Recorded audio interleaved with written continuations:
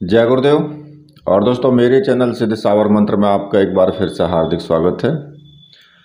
और देखिए, आज मैं आपको इस वीडियो के माध्यम से एक भूत भविष्य की साधना, जिससे कि आप काल ज्ञान प्राप्त कर सकते हैं, इस प्रकार की साधना के विषय में मैं आज आपको बताऊंगा। क्योंकि मुझसे बहुत बार कोशिश की गई और रिक्वेस्ट की गई कि कोई ऐसी साधना दीजिए जिससे कि भूत और भविष्य का ज्ञान हो सके, हम अपने भूतकाल को जान सके कि भाई पिछले जन्म में हम क्या थे क्या नहीं थे, या आने वाला हमारा जन्म कैसा होगा।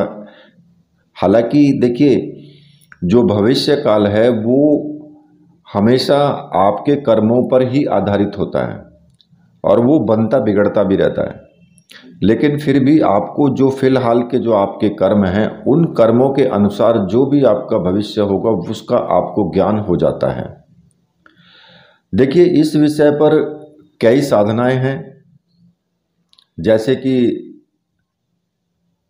कर्ण पिशाचनी साधना, कर्ण मातंगी साधना, पंचांगुली साधना, और कुछ ऐसी क्रियाएं होती हैं जिनसे काल ज्ञान साधना या फिर जो त्राटक के माध्यम से भी आप भूत भविष्य वर्तमान का पता कर सकते हैं।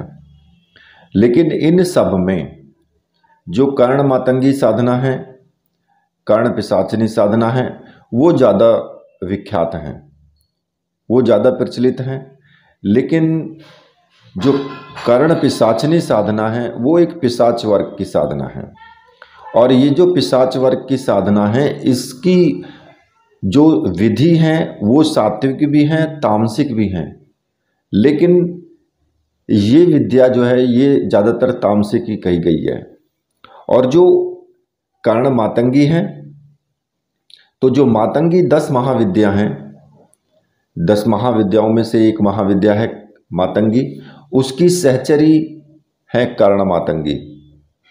और उनकी साधना के द्वारा भी आप किसी भी प्रश्न का उत्तर अपने कानों में प्राप्त कर सकते हैं। आवाज़ सिर्फ आपको ही आएगी, किसी दूसरे व्यक्ति को नहीं आएगी बिल्कुल भी, अगर आप ये साधना करते हैं तो।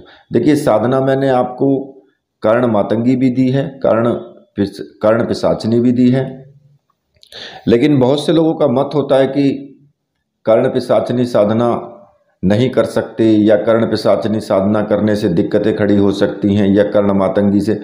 तो देखिए, साधना कोई सी भी करो, लेकिन किसी भी साधना से आपको किसी प्रकार की कोई प्रॉब्लम नहीं होती है, अगर वो सात्विक साधना है तो। उसमें मैंने कर्ण मातंगी साधना श्रेष्ठ बताई है।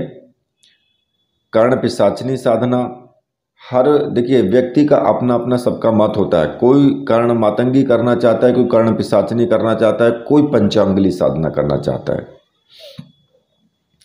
पंचांगुली साधना पूर्णतः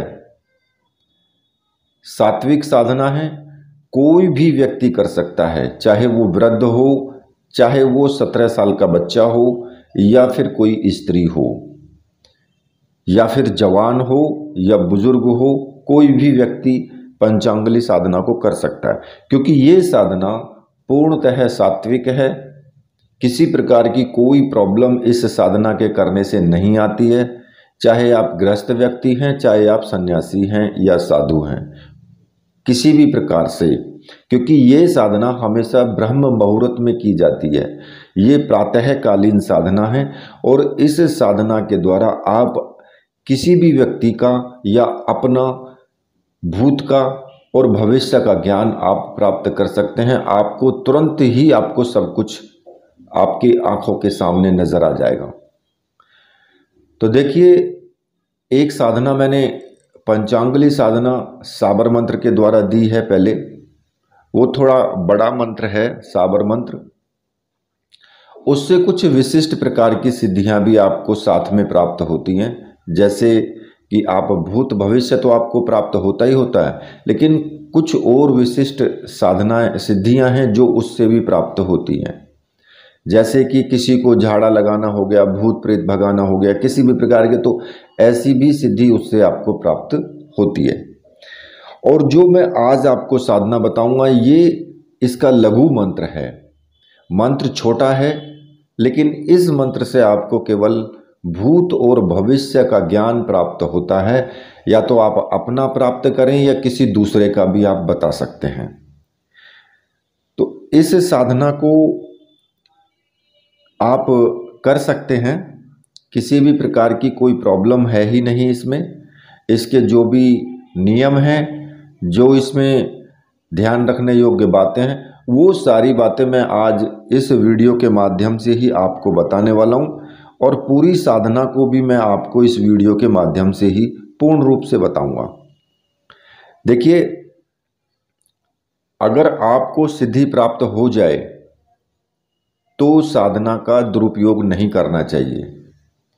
साधना को या साधना से जो हमें प्राप्त हुआ है वो एक तरीके से आप उसका, कहते हैं ना कि जन कल्याण में तो कार्य करें, लेकिन उसका दुरुपयोग बिल्कुल ना करें। और इसका जो अनुभव आपको होंगे, उन अनुभवों को आपको बिल्कुल भी किसी को नहीं बताना है। शीघ्र ही इसमें आपको साधना में सिद्धि प्राप्त होती है। कई बार क्या होता है कि व्यक्ति को साधना में जब सिद्धि प्राप्त हो जाती है ना, तो वो अनर्गल बातें करने लगता है, वो जगह जगह उसका प्रदर्शन करने लगता है, जबकि किसी भी साधना का प्रदर्शन नहीं करना चाहिए, वो बिल्कुल एकदम निषिद्ध होता है। अब आपको मैं बता देता हूं कि ये साधना किस प्रकार से की जानी चाहिए, इसकी संपूर्ण विधि क्या है। तो देखिए, इस साधना को करने के लिए आपको केवल 3 चीज़ों की आवश्यकता होगी: पंचांगुली यंत्र और पंचांगुली माता का चित्र, स्फटिक माला जाप के लिए, और एक रक्षा माला। ये तीनों सामग्रियां मंत्र सिद्ध और प्राण प्रतिष्ठा युक्त होनी चाहिए, तभी इनको आपको प्रयोग करना चाहिए इन सामग्री का। और अगर आपको ऐसी सामग्री चाहिए तो आप मुझे व्हाट्सअप कर सकते हैं, मैंने व्हाट्सअप नंबर दिया हुआ है वीडियो में, और वहाँ से आप मुझे व्हाट्सअप करके वो सामग्री आप प्राप्त कर सकते हैं और इस साधना को आप फिर शुरू कर सकते हैं। साधना आप चाहे नवरात्रि में करो या शुक्ल पक्ष की किसी भी द्वितीय तिथि को, पंचमी को, सप्तमी को या पूर्णमासी को आपको ये साधना शुरू करनी चाहिए। पूर्णिमा से, किसी भी पूर्णिमा से आप शुरू कर सकते हैं। जो शुक्ल पक्ष की जो पूर्णिमा तो पूर्णिमा ही होती है, लेकिन शुक्ल पक्ष में ही साधना शुरू करनी चाहिए। या जैसे कि नवरात्रि में भी साधना शुरू कर सकते हैं, दीपावली, होली, इनमें भी साधना शुरू कर सकते हैं। आप किसी विशेष शुभ दिन में आप साधना शुरू कर सकते हैं। और ये साधना प्रातःकालीन साधना है। इस साधना को ब्रह्म मुहूर्त में ही किया जा सकता है, और कभी भी जो ब्रह्म मुहूर्त में मैंने साधनाएं बताई हैं, उन साधनाओं को रात्रि में नहीं करना चाहिए। अपनी तरफ से कोई भी तोड़ मरोड़ विधि के अंदर बिल्कुल भी ना करें, और ना ही कोई इस प्रकार की तोड़ मरोड़ करने की प्रक्रिया को आप मुझसे पूछें। तो इस साधना को एकांत स्थल में करें या पूजा कक्ष में करें, अपने में ऐसी जगह करना चाहिए जहां पर शोर ना हो, बिल्कुल भी वहां पर संपन्न करना चाहिए। साधना वो आपके ऊपर निर्भर करता है कि आप कितने दिन की करेंगे। सबसे पहले मेरे विचार से सबसे पहले आपको 21 दिन की साधना करनी चाहिए, और 11 माला मंत्र प्रतिदिन आपको करना ही करना है। इससे ज़्यादा तो आप कर सकते हैं, वो आपके ऊपर निर्भर है कि आप इससे ज़्यादा भी कर सकते हैं मंत्र जाप, लेकिन मैंने आपको बताया 11 माला, तो 11 माला से आपको कम नहीं करना है, और 21 दिन आपको लगातार साधना करनी है। अब इस बीच में स्त्रियों की समस्या आती है कि जिनको पीरियड की समस्या है, बीच में अगर पीरियड आ जाता है तो वो 5 दिन के लिए, जब तक आप ठीक हों तब तक साधना रोक सकती हैं। उसके बाद आप साधना शुरू करेंगे तो आपकी साधना वहीं से काउंट होगी जहां से आपने साधना बंद की है, क्योंकि स्त्रियों के लिए ये गॉड गिफ्ट होता है। उनके लिए छूट होती है कि अगर 10 दिन आपने साधना की, 11वें दिन आपका पीरियड आ गया, तो फिर आपका जो पीरियड बंद होने के बाद जब साधना शुरू करोगे तो आपका 11वां दिन काउंट होगा। लेकिन पुरुषों के लिए ये सब चीज़ें नहीं हैं। ठीक है। इस साधना में पीले रंग का आपका आसन होना चाहिए। पूर्व दिशा की तरफ मुख करके आपको बैठना है। पीले रंग के आपके वस्त्र होने चाहिए। पीले रंग के, या तो धोती बांध लें या कुर्ता पहन लें, कुछ भी करें, लेकिन पीले रंग का ही करें। सामने एक जो लकड़ी की चौकी रखेंगे, उस चौकी पर पंचांगुली देवी का आपको चित्र रखना है। ठीक है। और किसी भी ताम्र प्लेट में एक स्वास्तिक का चिन्ह बना करके कुमकुम से, स्वास्तिक का चिन्ह तांबे की प्लेट में कुमकुम से बनाएंगे और उसके ऊपर यंत्र को स्थापित कर देना है। और जो रक्षामाला है, रक्षामाला को आप अपने गले में धारण कर लेंगे। जब तक आप मंत्र जाप करेंगे तब तक रक्षामाला आपके गले में धारण रहेगी। उसके बाद रक्षामाला को उतार के आप अपने पूजा घर में ही रख देना है आपको। तो देखिए, गणपति जी की फोटो होनी चाहिए, आपके गुरु की फोटो होनी चाहिए और पंचांगुली देवी का चित्र होना चाहिए। अगर आपके पास में पंचांगुली देवी का चित्र नहीं है, हाल तो आप अगर मुझे आप ऑर्डर करेंगे तो आपको मिल जाएगा चित्र। और अगर नहीं भी मिल पाता है तब भी आप जैसे कि गायत्री माता का चित्र आप रख सकते हैं, या फिर किसी भी देवी का आप चित्र रख सकते हैं। ठीक है। सबसे पहले आपको भगवान गणपति का ध्यान करना है। हाथ जोड़ करके आपको सबसे पहले भगवान गणपति से प्रार्थना करनी है और बोलना है, वक्रतुंडाय महाकाय सूर्यकोटि संप्रभम निर्विघ्नं कुरु मे देव सर्वकार्येषु सर्वदा। मन ही मन भगवान गणपति का स्मरण करके उनका पूजन करना है। एक आपको घी का दीपक जला लेना है। सुगंधित अगरबत्ती, धूपबत्ती जो भी आपके पास है वो भी आप जला लेना। पूजा के लिए फूल पीले कलर के, लाल कलर के, जैसे भी मिल जाए वैसे ले लेना। और चावल, कुमकुम या केसर टीका करने के लिए, ये एक नॉर्मल सी जो चीज़ें हैं ये आप रख लेना है आपको। ठीक है।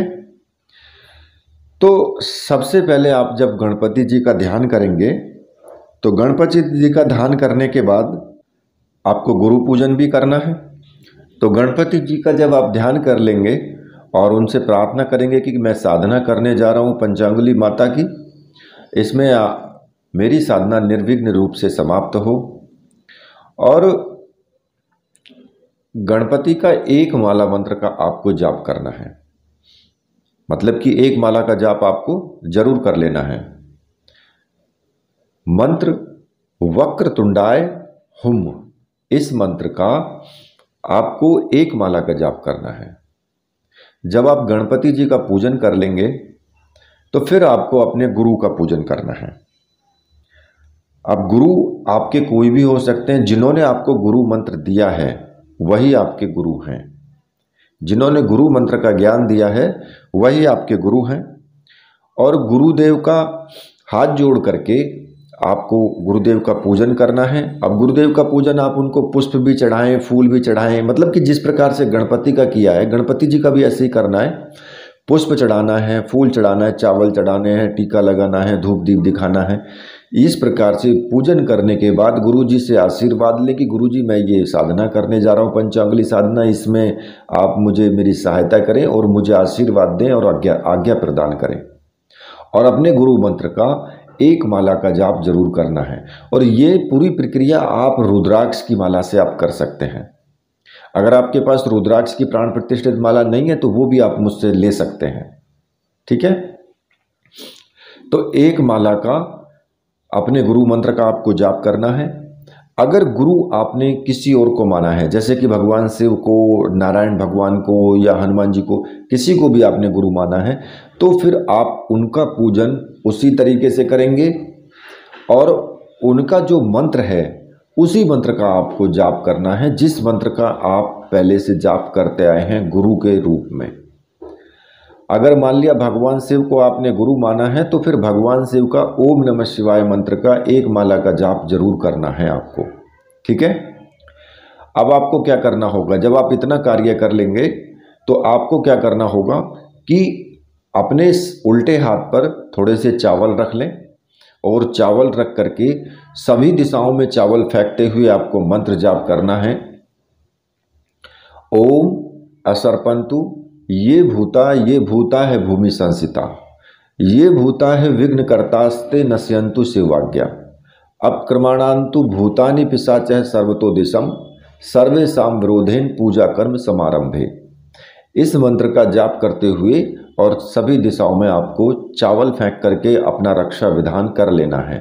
ये सिद्ध मंत्र है, इससे हर प्रकार से आपकी रक्षा होती है। रक्षा की क्या कि जैसे मान लिया कि आप साधना कर रहे हैं, साधना में आपको अंगड़ाई आने लगे, जम्भाई आने लगे, दीपक बुझ जाए, तो इस प्रकार के भी जो विघ्न होते हैं उनसे भी आपकी रक्षा ये मंत्र करता है। तो आपकी साधना निर्विघ्न रूप से समाप्त होती है। तो देखिए, इसके जब आप इतना कार्य कर लेंगे तो इतना कार्य तो आपको रोज प्रतिदिन करना है, मतलब कि ये कार्य आपको प्रतिदिन करना है। अब इसके बाद फिर आप जो यंत्र आपने रखा हुआ है उस यंत्र का भी आपको पूजन करना है। यंत्र को आपको स्थापित कर देना है। मैंने बताया था कि कुमकुम से तांबे की प्लेट में स्वास्तिक का चिन्ह बना करके उस पर पंचांगुली देवी का जो यंत्र है उस यंत्र को स्थापित कर दें। उससे पहले उस यंत्र को कच्चे दूध से धोएं, शहद से और गंगा जल से धो करके, और उसको आप फिर स्थापित कर दें।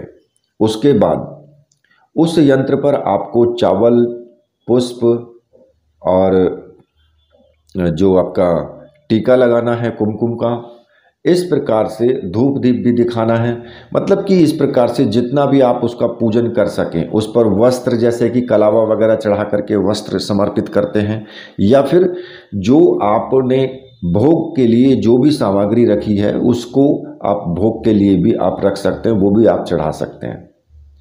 और मंत्र आपको कौन सा बोलना है? ओम भूर्भुवः स्वः श्री पंचांगुली देवी। अब जैसे कि पुष्प समर्पित कर रहे हैं तो पुष्पम समर्पयामि, अक्षत यानी चावल आप समर्पित कर रहे हैं तो अक्षतान समर्पयामि लास्ट में। इस प्रकार से मंत्र बोलते हुए और आपको ये सभी सामग्रियां आपको देवी को समर्पित करनी है। इतना कार्य यहाँ तक आपको प्रतिदिन करना है। पूजन जो है वो प्रतिदिन करना है इसी प्रकार से। अब इसके बाद आपको क्या करना है कि संकल्प लेना है। आपको संकल्प आप लेंगे, थोड़ा सा जल अपने दाहिने हाथ में ले लेकर और अपना नाम बोल करके कि मेरा नाम ये है, मेरे पिता का नाम, मेरा गोत्र ये है, यहाँ का मैं निवासी, और मैं पंचांगुली माता को सिद्ध करना चाहता हूँ जिससे कि मुझे भूत और भविष्य कि किसी भी व्यक्ति का भूत और भविष्य और अपना किसी दूसरे व्यक्ति का भी और अपना भी भूत और भविष्य की विद्या मुझे प्राप्त हो देखने की। इसके लिए मैं माता पंचांगुली की साधना कर रहा हूँ और इस साधना में मुझे पूर्ण सफलता मिले, ऐसा कह करके उस जल को आपको जमीन पर छोड़ देना है। तो देखिए, जब आप इतना कार्य कर लेंगे, संकल्प ले लेंगे, तो संकल्प आपको केवल एक बार ही लेना है प्रथम दिन। संकल्प रोज रोज नहीं लिया जाता है, ठीक है। उसके बाद इस स्फटिक की जो माला आपकी रखी है उस माला से आपको मंत्र जाप शुरू कर देना है। और जो मंत्र जाप आप शुरू करेंगे उस मंत्र को मैं आपको बता देता हूं। मंत्र इस प्रकार से है, ओम ठम ठम ठम पंचांगुली भूत भविष्यम दर्श्य ठम ठम ठम स्वाहा। तो देखिए, ये छोटा मंत्र है और लघु मंत्र है ये, क्योंकि जो मैंने आपको पहले दूसरी वीडियो में जो साधना दी है वो साबर मंत्र से दी है और वो बड़ा मंत्र है। उस मंत्र को करने में काफ़ी टाइम लगता है, लेकिन इस मंत्र को करने में टाइम नहीं लगेगा ज़्यादा, और मंत्र की पावर भी उतनी ही है। तो इस मंत्र का जाप आपको करना है 11 माला प्रतिदिन सुबह के टाइम आपको। और 11 माला 21 दिन तक लगातार आपको करना है। तो देखिए, जब आप 11 माला कर लेंगे तो फिर आपको जो दक्षिणा माता को ही ये जाप को समर्पित करना है, और जो भोग लगा हुआ है उस भोग को या तो आप भी खा सकते हैं और कहीं बांट भी सकते हैं। मेरे विचार से तो आप ही खा लें, क्योंकि अगर आप रोज़ रोज़ बांटोगे तो लोग तरह तरह की बातें बनाएंगे, तो इसलिए खुद ही उसका भक्षण कर लेना। दूसरा, कुछ नियम भी हैं कि मंत्र जाप का जो समय है वो निर्धारित होना चाहिए। मान लिया कि आपने सुबह 4:30 बजे मंत्र जाप शुरू किया है, तो फिर प्रतिदिन 4:30 बजे ही आपको मंत्र जाप शुरू करना है। ऐसा नहीं है कि एक दिन 4 बजे कर दिया, एक दिन 4:30 बजे कर दिया, एक दिन 5 बजे कर लिया, ये गलत है। जब आपकी साधना समाप्त हो जाए, आपको साधना में सिद्धि प्राप्त हो जाए, तो आपको क्या करना है कि जितनी भी समस्त सामग्री है, सभी सामग्रियों को माला सहित आपको कहीं भी जल में विसर्जित कर देना है या फिर कुएं में आपको डाल देना है वहाँ पर।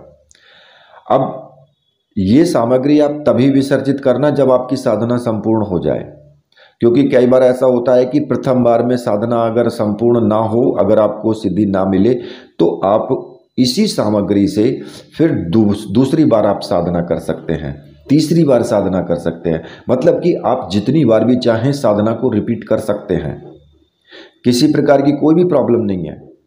लेकिन जिसको एक बार में साधना में सिद्धि ना मिले, तो वो कई कई बार साधना को रिपीट कर सकता है। और ऐसा होता है कि एक बार में साधना सिद्ध नहीं होती तो दोबारा भी रिपीट करनी पड़ जाती है।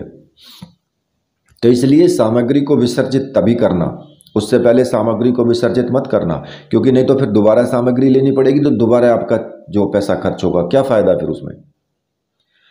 और जो जाप काल में आपको ध्यान रखने की कुछ ऐसी बातें हैं, जैसे कि आपको ब्रह्मचर्य व्रत का पालन करना है पूर्ण रूप से, मन से भी और तन से भी। कुछ लोग क्या करते हैं कि मन से तो कर लिया, वो तन से तो कर लिया, लेकिन मन से गुरुजी हम किसी लड़की से बातचीत कर सकते हैं, वैसे कोई हमारा कोई भाव गलत नहीं है, हमारी प्रेमिका है। अरे पागलो, भाव तो अपने आप ही गलत आ जाएगा। तो इसलिए इस टाइप से जो जैसे कि मान लिया कि आप वीडियो कहीं देखते हैं इंटरनेट पर वगैरह पर, तो वहाँ कुछ सीन ऐसे आ जाते हैं गंदे, तो आपका मन वहाँ पर विचलित हो जाता है। इसलिए इन सभी चीज़ों से बचना है आपको। साधना से पहले प्रतिदिन स्नान जरूर करना है, और साधना काल में 21 दिन की साधना करनी है तो भूमि पर ही आपको सोना है। आप बेड पर नहीं सोएंगे शयन कक्ष में, या तो आप ऐसा करें कि आपका पूजा घर बड़ा है तो आप वहीं पर सो सकते हैं। अगर पूजा घर में नहीं सो सकते तो कहीं पर भी आप अपना आसन लगाएं तो वो भूमि पर लगाएं। शुद्धता और पवित्रता पर विशेष ध्यान देना है आपको। हमेशा आंतरिक रूप से भी शुद्ध रहें, पवित्र रहें, अपने आप को पवित्र रखें, और खाने पीने की चीज़ों में भी पवित्रता आपको रखनी है। अंडा, शराब, मांस, मछली, ये सब चीज़ें व्यर्थ हैं, इसमें आप इन चीज़ों का प्रयोग बिल्कुल वर्जित है। अधिक से अधिक मौन रहने का प्रयास करें, मतलब कि आप ज़्यादा फालतू की बकवास ना करें किसी के साथ में। जैसे कि 4 लोग बैठ जाते हैं, 4 दोस्त बैठ जाते हैं और उनके साथ में गप सड़ा के हाँकना, वो गलत है। अगर आप इस साधना को कर रहे हैं तो हमेशा मौन रहने का प्रयास करें और ऐसी चीज़ों से दूर रहें जहाँ पर आपको किसी की बुराई करनी पड़े, किसी की अवहेलना करनी पड़े, या किसी को धोखा देना पड़े। तो यह कहने का मतलब कि जो चीज़ सामाजिक नियमों के विरुद्ध है उस चीज़ को आपको नहीं करना है। मौन रहते हुए ये साधना करनी है। मौन का मतलब ये नहीं है कि आप बिल्कुल ही चुप हो जाएं। देखिए, मौन रहने के लिए किस लिए कहा जाता है? मौन रहने के लिए इसलिए कहा जाता है कि अगर आप ज़्यादा बोलेंगे तो कोई ना कोई आपके मुंह से गलत बातें निकलेंगी। जितना आप चुप रहेंगे उतना ठीक रहेगा, इसलिए मौन रहना बताया गया है। भोजन सात्विक ही आपको लेना है, ठीक है? पूरे दिन में आपको सात्विक भोजन लेना है। साधना पूर्ण निष्ठा के साथ करनी है। मंत्र जप पर पूर्ण आपका विश्वास होना चाहिए। मंत्र सामग्री पर आपको पूर्ण विश्वास होना चाहिए। जिसने आपको साधना बताई है मार्गदर्शक गुरु पर पूर्ण विश्वास होना चाहिए। आप अगर इस साधना को पूर्ण विश्वास के साथ करते हैं तो पहली बार में ही साधना सिद्ध हो जाती है। मंत्र जाप के समय ज़्यादा हिले डुले नहीं, और न ही मंत्र जाप के समय बीच में आपको उठना है। कुछ लोग क्या करते हैं कि आसन लगा लिया, पैर दुखने लगे, बैठा नहीं जा रहा है, इधर उधर हिलते जुलते रहेंगे। या कुछ लोगों का हिसाब होता है कि मंत्र जाप करते समय हिलते रहते हैं, तो हिलना बिल्कुल नहीं है। किसी भी साधना में नहीं हिलना चाहिए बिल्कुल भी। एकदम शांत होकर के, बिल्कुल एकदम स्टैचू बन करके साधना करनी होती है, तभी साधना में सफलता मिलती है, चाहे वो कोई सी भी साधना हो। तो इसलिए साधना में हिलना जुलना नहीं है, बीच में उठना नहीं है बिल्कुल भी, जब तक मंत्र जाप पूरा ना हो जाए। साधना काल में जो दीपक है वो दीपक बराबर जलते रहना चाहिए, दीपक बंद नहीं होना चाहिए। इसलिए ध्यान रखें, उतना घी उसमें डालें कि वो पूरे साधना काल में जलता रहे। इस साधना में शुद्धता, पवित्रता और विश्वास से साधना करें। ये कोई भी गायत्री साधक जो होता है ना, वो भी इस साधना को कर सकता है। अगर आप पूर्ण विश्वास के साथ में, श्रद्धा के साथ में और पवित्रता के साथ में अगर आप इस साधना को करते हो तो जल्दी ही आपको अनुभव शीघ्र प्राप्त होते हैं। और इस साधना का प्रयोग सर्वहित में ही करना चाहिए। अगर आप देखते हैं कि किसी भी व्यक्ति कोई परेशान है, कोई भी व्यक्ति है, अगर वो परेशान है, अब किस कारण से परेशान है, तो आप क्या करेंगे, इस मंत्र को आपको 1 या 2 बार या 5 बार या 11 बार मंत्र बोल करके देवी से प्रार्थना करनी होती है, आंख बंद करके, कि ये जो व्यक्ति है ये किस लिए परेशान है। तो देवी उसका पूरा जो भूतकाल है वो दिखा देती है कि इस व्यक्ति ने ये गलती की थी पीछे और इसलिए के लिए ये परेशान है, इसलिए, और अब इसका उपाय क्या है वो भी आपको पता लग जाता है। इसी प्रकार से किसी भी व्यक्ति का भविष्य भी आप देख सकते हैं कि इसके साथ क्या होने वाला है। आप ये बता सकते हैं कि इसके साथ में आधा घंटे बाद इसका एक्सीडेंट होने वाला है, या ये व्यक्ति आधा घंटे बाद मरने वाला है।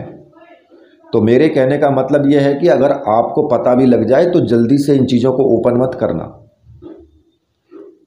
क्योंकि कई बार व्यक्ति ओपन कर देता है और फिर वो किसी न किसी परेशानी में पड़ जाता है। तो इसलिए आप यथासंभव इस चीज़ को बिल्कुल एकदम शांत बना करके रखें। अगर पता भी लग जाए आपको तो शांत रहें, कोशिश करें उस व्यक्ति को कि उस चीज़ से बचाया जा सके, ना कि उसको बता करके और उसके तोते उड़ा देना। अगर आपने कह दिया कि आधा घंटे बाद तुम मरने वाले हो, तो वो तो पहले ही मर जाएगा, वो उसके तो तोते तुरंत उड़ जाएंगे। तो इसलिए इन सब चीज़ों का आपको ध्यान रखना है, ठीक है।